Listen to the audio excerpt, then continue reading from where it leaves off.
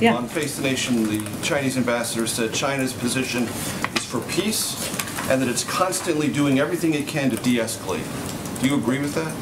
Well, what I would note... It's a fair characterization of what China's doing? Well, what I would note also in the same interview, he failed to condemn the actions of President Putin. Well, I'm sorry? He said it wouldn't make any difference. Do you agree with that? I think our view is that verbal condemnation of the actions of President Putin and the actions of Russian military is important and vital, and it's about what side of history you want to stand on at this point in time. At the same time, as you know, the President had a lengthy discussion with President Xi on Friday, and we're going to continue to keep those lines of communication open. But what we would note here is also what is absent from a lot of their public commentary, which is condemnation at times. Sometimes it has been echoing of conspiracy theories that the Russians have put out there about chemical weapons, and we note that, you know, what we want to hear is condemnation of what we're seeing on the ground. There are reports that China has fully militarized at least 3 islands in the disputed South China Sea with anti-ship, anti-aircraft missile systems, laser and jamming equipment, fighter jets, despite Beijing's promises not to turn these islands into military bases. What is our takeaway from that, and how are we responding to that? Well, Jackie, I don't have confirmation of that from here. I've certainly seen the reports. I would point you to the Department of Defense for any more specific analysis, but obviously any escalatory actions in the South China Sea would be of concern to us. And one quick question on China.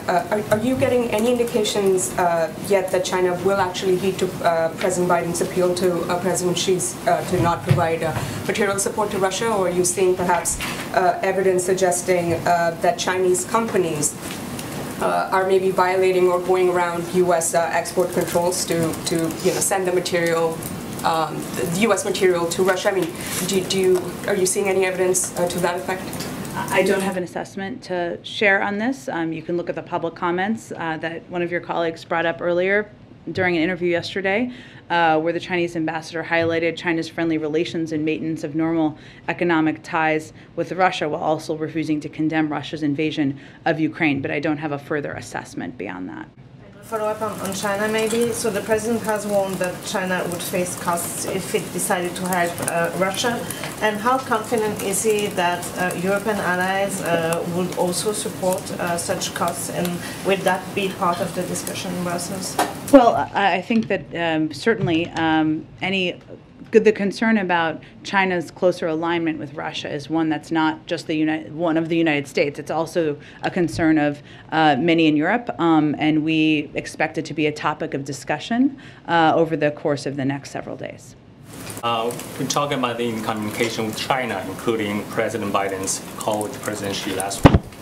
Besides the consequences China might face if it adds Russia, does the United States also tells China what would happen to Russia right now, well, or might also happen to China if it invades U.S. allies and partners in Indo-Pacific regions such as Taiwan?